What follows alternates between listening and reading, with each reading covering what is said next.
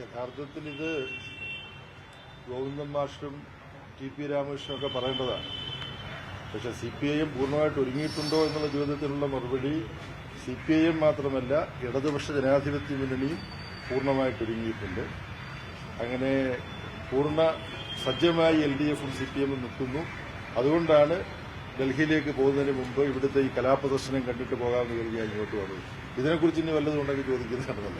ഇലക്ഷനിൽ എന്താണ് ഇതിന്റെ പ്രതീക്ഷ? കാരണം വലിയ ആരോപണങ്ങൾ തുടർച്ചയായിട്ട് സർക്കാർ ഭരിക്കുമ്പോൾ സ്വാഭാവികമായും ഭരണഘടന വികാരം ഉണ്ടാകാം. നിരവധി ആരോപണങ്ങൾ ഓരോ ദിവസവും ഈ ആശുപത്രികളുമായി ബന്ധപ്പെട്ടൊക്കെ ആരോഗ്യവുമായി ബന്ധപ്പെട്ട് വലിയ വലിയ ആരോപണങ്ങൾ വരുന്നുണ്ട്. എങ്ങനെയാണ് ഇതൊക്കെ ജനങ്ങളെ ബാധിക്കില്ല, പ്രതിഫലിക്കില്ല? യഥാർത്ഥത്തിൽ തുടർച്ചയായിട്ട് LDFന്റെ ഗവൺമെന്റ് ഇവിടെ ഉണ്ടായിരുന്നു എന്നതും മഹാഭൂരിപക്ഷം ത്രിതല പഞ്ചായത്ത് സ്ഥാപനങ്ങൾ LDF ആണ് ഭരിച്ചുകൊണ്ടിരിക്കുന്നതെന്നതും എത്ര ജനക്ഷേമ പ്രവർത്തനങ്ങളുമായി ജനങ്ങളോട് എത്ര ആത്മാർത്ഥമായ പ്രതിബദ്ധതയോടുകൂടി LDF നീങ്ങുന്നു എന്നുള്ളത് ജനങ്ങൾക്ക് ബോധ്യപ്പെട്ട് അതിന്റെ ഗുണം ഈ തെരഞ്ഞെടുപ്പിൽ LDFന് ഉണ്ടാകാൻ പോവുകയാണ്. അതാണ് യാഥാർത്ഥ്യം. ദുഷ്പ്രചരണങ്ങൾ എല്ലാ കാലത്തും നടന്നിട്ടുണ്ട്. പിന്നെ ആശുപത്രികളിലൊക്കെ ഉണ്ടാകുന്ന ചില പ്രശ്നങ്ങൾ, ആ പ്രശ്നങ്ങളെ ഒറ്റപ്പെട്ട സംഭവങ്ങളാണ്. കേരളത്തിന്റെ ആരോഗ്യമേഖല എന്ന് പറഞ്ഞാൽ ലോകം പൊതുവിൽ ശ്രദ്ധിക്കുന്നതാണ്. ശിശുമരണ നിരക്ക് ഈ ഒരു സംസ്ഥാനത്തിന്റെയോ രാജ്യത്തിന്റെയോ പൊതു ആരോഗ്യ പരിപാലനവുമായി ബന്ധപ്പെട്ട ആളുകൾ പരിശോധിക്കുന്ന ഒരു അളവുകോലാണ്. അതിൽ നമ്മൾ ഏറ്റവും വികസിച്ച രാജ്യങ്ങളെക്കാളും മുമ്പിലാണ് കേരളം, അമേരിക്കയെക്കാളും മുമ്പിലാണ് കേരളം. 1000 കുഞ്ഞുങ്ങൾ ജനിക്കുമ്പോൾ 5.6 മരണം അമേരിക്കയിൽ നടക്കുമ്പോൾ കേരളത്തിൽ 5 മാത്രമേ ഉള്ളൂ.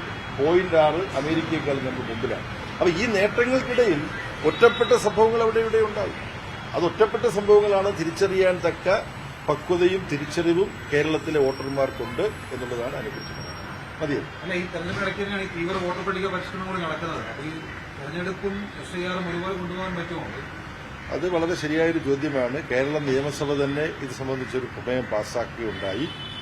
ഈ SIR എന്ന് പറയുന്നത് യഥാർത്ഥത്തിൽ കേന്ദ്രം ഭരിക്കുന്ന BJPക്ക് വേണ്ടി chief election commissioner Shri Gyanesh കുമാറിന്റെ നേതൃത്വത്തിൽ ഒരു കരാറ് പണി ഏറ്റെടുത്തതുപോലെ അവർ ചെയ്തുകൊണ്ടിരിക്കുന്ന അർഹരായ വോട്ടർമാരെ നീക്കം ചെയ്യുന്നത് ഉൾപ്പെടെയുള്ള കുറ്റകൃത്യമാണ് ഇലക്ഷൻ കമ്മീഷന്റെ നേതൃത്വത്തിൽ നടക്കുന്നത്. ഉത്തരവാദിത്വ ബോധത്തോടുകൂടി ഞാൻ ആരോപിക്കുകയാണ്. അതിന് ഒരുപാട് തെളിവുകളുണ്ട്. കഴിഞ്ഞ ദിവസം ഹരിയാന തെരഞ്ഞെടുപ്പുമായി ബന്ധപ്പെട്ട് അവിടെ വോട്ടർ പട്ടികയിൽ വരുത്തിയിട്ടുള്ള വോട്ടർ പട്ടിക കൂടി ഉപയോഗിച്ചുകൊണ്ടും തെരഞ്ഞെടുപ്പ് കമ്മീഷന്റെ അധികാരം ഉപയോഗിച്ചുകൊണ്ടും ഹരിയാനയിലെ നിയമസഭാ തെരഞ്ഞെടുപ്പിൽ നടന്ന കൃത്രിമങ്ങളെക്കുറിച്ച് ലോക്സഭയിലെ പ്രതിപക്ഷ നേതാവ് ശ്രീ രാഹുൽ ഗാന്ധി നടത്തിയ വെളിപ്പെടുത്തലുകൾക്ക് തൃപ്തികരമായ യാതൊരു വിശദീകരണവും ഗാനേഷ് കുമാർ നൽകിയിട്ടില്ല, ഇലക്ഷൻ കമ്മീഷൻ നൽകിയിട്ടില്ല. ഇന്നത്തെ ഒരു പ്രധാനപ്പെട്ട പത്രത്തിൽ ശ്രീ TN ശേഷൻ തെരഞ്ഞെടുപ്പ് കമ്മീഷണറായിരുന്ന കാലവും അതിനുശേഷം ഈ തെരഞ്ഞെടുപ്പ് കമ്മീഷന്റെ സത്യസന്ധതയ്ക്കും സുതാര്യതയ്ക്കും ഉത്തരവാദിത്വ ബോധത്തിനുമൊക്കെ സംഭവിച്ചിട്ടുള്ള ഇടിവും സംബന്ധിച്ച് പ്രമുഖനായ ഒരു നിയമജ്ഞന്റെ ഒരു ലേഖനം ഇന്നത്തെ പത്രത്തിൽ ഞാൻ വായിച്ചു, ഒരു പ്രധാനപ്പെട്ട പത്രത്തിൽ. അത് നിങ്ങൾക്ക് വായിക്കാവുന്നതാണ്. അപ്പൊ തെരഞ്ഞെടുപ്പ് കമ്മീഷൻ ജനങ്ങളുടെ മുമ്പിൽ ഇതുപോലെ തുറന്നു കാണിക്കപ്പെട്ടിട്ടുള്ള ഒരു കാലം ഉണ്ടായിട്ടില്ല. ഇത് അപമാനകരമാണ്.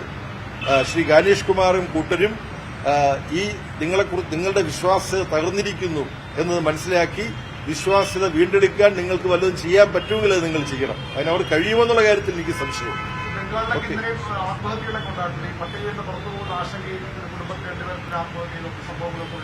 അതെ, വളരെ വളരെ വേദനിപ്പിക്കുന്നതാണത്. പശ്ചിമബംഗാളിൽ നടന്ന സംഭവം ഉൾപ്പെടെയുള്ളതാണ് നിങ്ങൾ ചോദിച്ചത് എന്ന് ഞാൻ മനസ്സിലാക്കുന്നു. നമ്മളെ വളരെ ദുഃഖിപ്പിക്കുന്ന ഒരു കാര്യമാണിത്. തെരഞ്ഞെടുപ്പുമായി ബന്ധപ്പെട്ട് ഒന്നാമത്തെ തെരഞ്ഞെടുപ്പ് കമ്മീഷന് സുകുമാർ സെൻ എന്നല്ലേ പേര്, നിങ്ങൾക്ക് ഓർമ്മയുണ്ടാവും. പെട്ടെന്ന് ഞാൻ ഓർമ്മയെന്ന് പറയുക, അദ്ദേഹത്തിന്റെ നേതൃത്വത്തിൽ ഓരോ തെരഞ്ഞെടുപ്പ് കമ്മീഷൻ നടത്തിയിട്ടുള്ള പ്രവർത്തനം എന്താ? അർഹരായ സകലരെയും വോട്ടർമാരായി ചേർത്ത് വോട്ടർ പട്ടികയിൽ ചേർത്ത് അവരെ വോട്ട് ചെയ്യിക്കുക എന്നുള്ളതാണ്. ഇപ്പൊ ശ്രീ ഗാനേഷ് കുമാറിന്റെ നേതൃത്വത്തിൽ നടക്കുന്ന പ്രവർത്തനം എങ്ങനെ അർഹരെ വോട്ടർ പട്ടികയിൽ നീക്കം ചെയ്യാം, അതിലാണ് ശ്രീ ഗാനേഷ് കുമാർ തന്റെ കഴിവ് പ്രകടിപ്പിച്ച് യജമാന സേവ നടത്തുന്നത്. ഇത് അപമാനകരമാണെന്ന് ഞാൻ ഒരിക്കൽ കൂടി പറയുന്നു.